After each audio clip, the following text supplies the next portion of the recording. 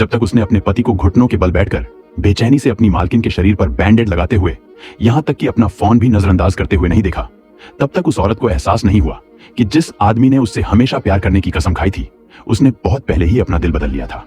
अगले दिन उसने जानबूझकर तलाक के कागजात दूसरे कागजों के नीचे छिपा दिए और सीईओ की जानकारी के बिना चुपके से उन पर साइन कर दिए। फिर उसने सीईओ के दिए हुए लाखों डॉलर के गहने, अपनी शादी की अंगूठी बेच दी और अपनी सबसे अच्छी दोस्त को यह सब पहाड़ी इलाकों में बच्चों को दान करने का काम सौंपा। बेखबर पति अपनी मालकिन के साथ समय बिताने के बाद घर लौटा तो उसने देखा कि उसकी सारी चीजें गायब थीं और उसे बेचैनी होने लगी। उसे समझ नहीं आ रहा था कि उसकी पत्नी, जो उससे इतना प्यार करती थी, बिना कुछ कहे क्यों चली गई। उसने तुरंत अपने असिस्टेंट को उसका पता लगाने के लिए भेजा। पता चला कि सीईओ की मां हमेशा से उनके रिश्ते के खिलाफ थी। 10 साल से ज्यादा समय से शादीशुदा होने के बावजूद उसे अब भी लगता था कि वह उसके बेटे के लिए काफी नहीं है, और उसने जानबूझकर उस औरत को उसके बेटे और उसकी मालकिन की निजी तस्वीरें भी दिखाई थीं। लेकिन उस औरत को हमेशा लगता था कि उनका रिश्ता बहुत गहरा है।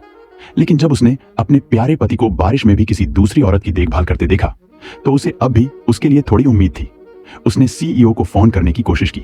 उम्मीद थी कि कोई सही वजह मिलेगी, लेकिन उसे एक ठंडा टालमटोल वाला फोन काट दिया गया। उस पल से उस औरत ने शादी के लिए अपनी आखिरी उम्मीद भी पूरी तरह से खत्म कर दी। इस बार वह सीधे अपनी मां के पास गई, सीईओ को छोड़ने के लिए राजी हो गई और 1 बिलियन युआन की मांग की।